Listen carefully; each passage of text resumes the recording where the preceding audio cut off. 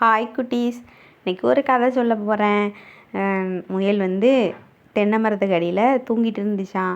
அப்போ ஆழ்ந்து தூங்கிட்டு இருக்கும்போது ஒரு கனவு வந்துச்சான். அந்த கனவுல பூமி ரெண்டாக உடையிற மாதிரியும் ஏதோ பெரிய சத்தம் கேட்குற மாதிரியும் ஒரு கனவு வந்துச்சான். அப்போ பார்த்தா தென்னை மரத்துலேருந்து தேங்காய் விழுந்த சத்தத்தில் முழிச்சிட்டான். முழிச்சோடனே இதுதான் உண்மை நினச்சிட்டு பூமி தான் அழிய போதோன்னு நினச்சிட்டு ஓடுதான். எல்லா மிருகங்களையும் சொல்லிட்டு ஓடிட்டே இருக்காங்களாம். அப்போ பார்த்து சிங்கராஜாட்ட எல்லோரும் போகிறாங்களாம்.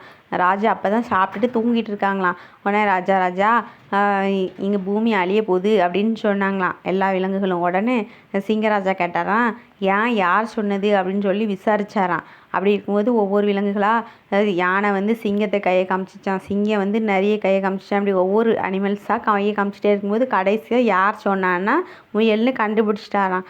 அப்போ தான் முயல்கிட்ட என்ன ஆச்சுன்னு சொல்லி கேட்டாராம்.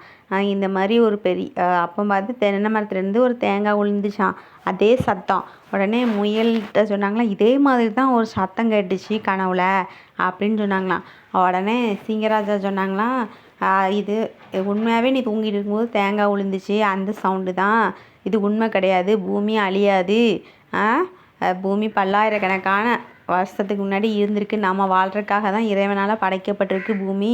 அதனால் அது ஒருபோதும் அழியாது, ரெண்டாக உடையவே செய்யாது.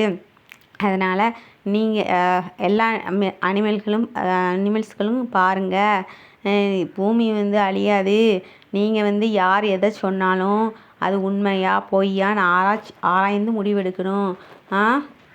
எதுவுமே ஏன் எதற்குன்னு கேள்வி கேட்கணும்.